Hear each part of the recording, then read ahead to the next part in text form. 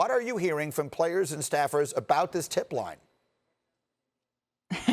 Well, there's a variety of reactions, right? I mean, you have Doc Rivers saying that he's going to call on LeBron and on Giannis and on any contenders until the Clippers are the only people left in the bubble. And then, of course, you have Rudy Gobert saying, you know what, it's a little bit petty. And Dante DiVincenzo saying that he doesn't really think he's going to use it. But let me give you a little visual here, Greeny. When you walk around campus, there are signs that are posted outside of nearly every entrance to a different room, outside of the testing room, that post the number to call and say, if you see any violations, you should call this number. So it's really in your face reminding you that you can make this call. And actually, that isn't the only way to report a violation. Yesterday, when I was walking around and getting on a bus, I saw a bus driver that didn't have a mask that properly fit.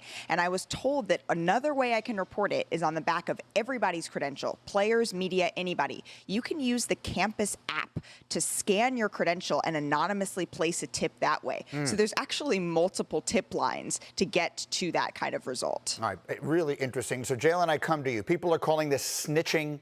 Rudy Gobert's comments are somewhat just sort of lacking a self-awareness considering the circumstances with him. But as far as the snitching piece of this, Jalen Rose, what is your thought?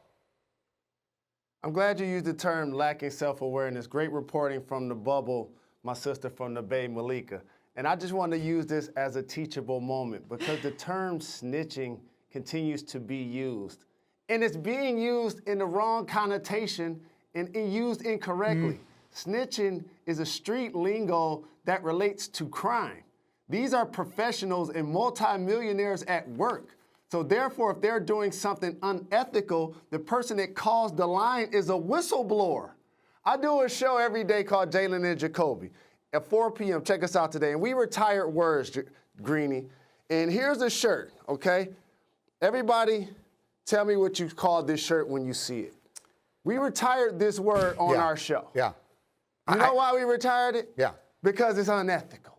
And you shouldn't be using it. And I'm going to do the same as it relates to snitching and the bubble. They do not go together. These are professionals. Somebody that tells on somebody that goes and get a Postmates or trying to sneak somebody into their room or doing something that's just going to jeopardize the season, they're a whistleblower, not a snitch. I could not possibly agree with you more. I think that distinction is an important one. And Malika, is that taking out the sort of Doc Rivers humorous approach to this, is that what you're hearing from most people? Or are there those who are genuinely put off by the notion that you or anyone else might report them for a violation?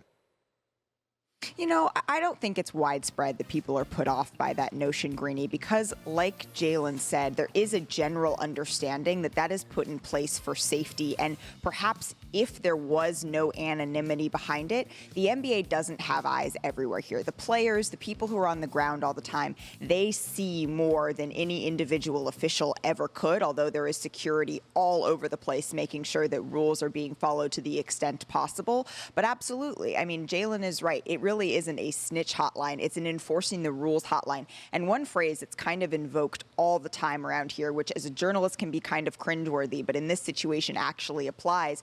We're all in this together. And in the terms of health, that couldn't be more true just because of how contagious this virus is. And so that anonymous hotline is meant to promote that. Thank you for watching ESPN on YouTube. For live streaming sports and premium content, subscribe to ESPN+.